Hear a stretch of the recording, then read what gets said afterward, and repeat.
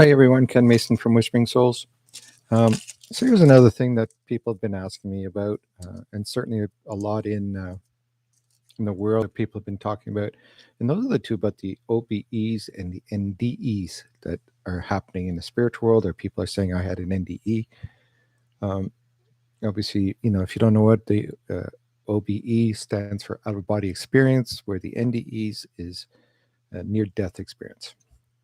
So let's deal with the first one or the second one, the NDE, because it's more prevalent and more people would have it. The other one's more a little difficult. So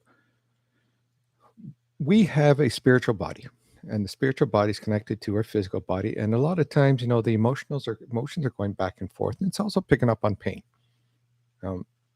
So when we go in pain, our spiritual bodies will try to send it healing, because we're basically two separate things but tied together.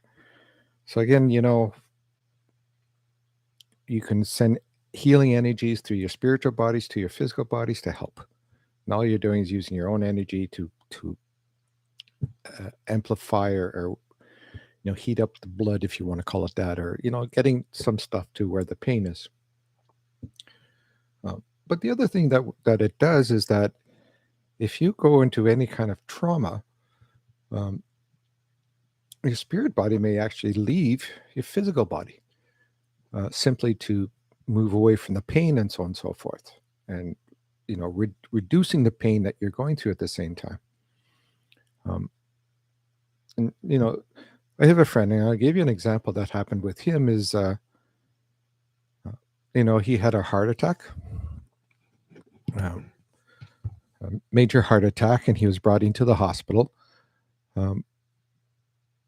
But when he had it, he actually was standing on top of himself, and he was looking down. And he saw that the doctor trying to get him back to life, giving them resuscitation and whatever they were giving him, and he kind of floated away. And he kind of said, like he seemed to have seen all this.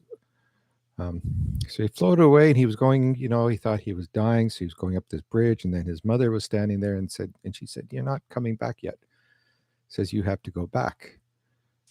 And it ended up that he suddenly woke up, with the doctor working on him. And so he was kind of pulled back into his body. But the whole point is that he was outside of his body. He was able to see things. He was able to view stuff from above. He can see his body. He can see everything going on. He had just left his body. He was just floating around and still connected to his body. So he wasn't like dead. So these are the type of things that can happen and are often called NDEs.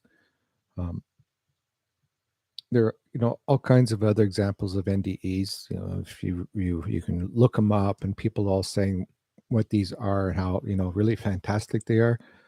A lot of people describe what the spirit world looks like. They describe people that they meet on the other side. Again, though, they're not dead. So they can't go to the spirit world because they're not dead. But they left their body, and they're able, simply because of the trauma, they've left their body, and it's a forced, we call it a forced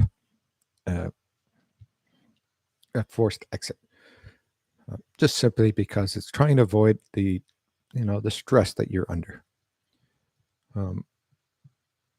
Now, the other one that we're talking about is the OBE, the out-of-body experience.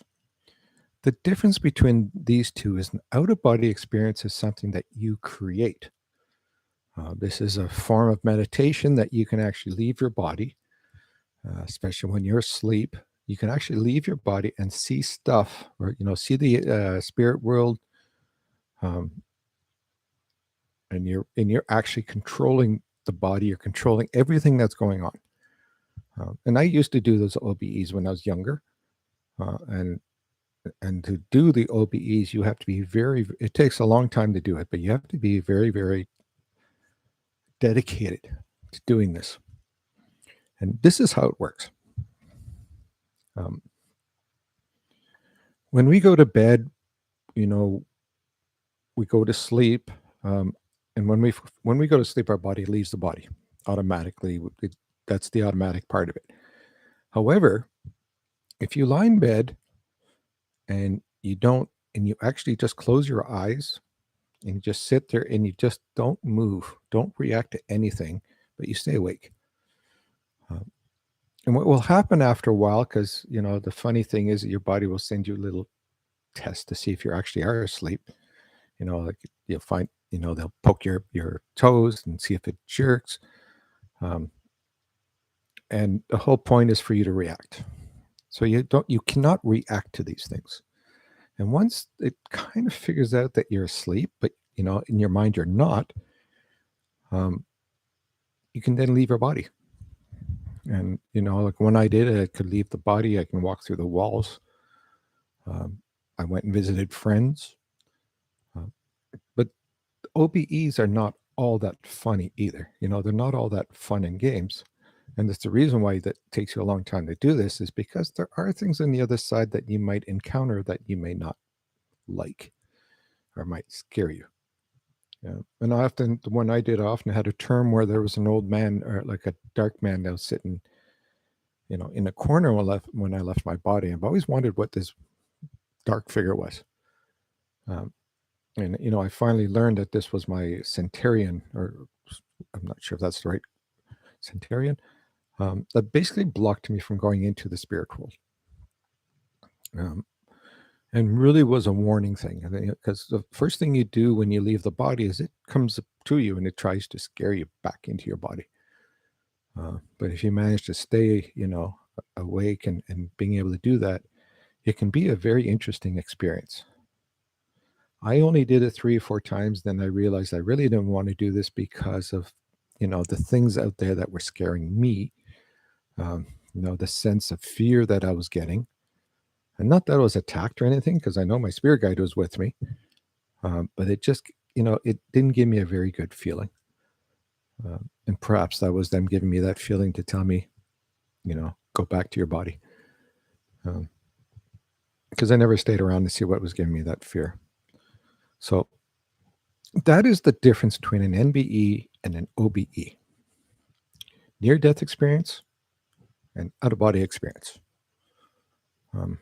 So if you wish to try to do an OBE, you can do it. You have to be very dedicated. You cannot move. You have to anticipate strange things happening. Like, you'll hear the door jingling, you'll hear the doorbell running off, and you have to ignore all that stuff. Near-death experience, obviously, you cannot control that. That happens when you're in a situation, car accident, heart attack, when you're at the point of death. It's the only time that will happen. And again, you don't have really the control of creating that unless you want to create it, but I wouldn't suggest it, obviously.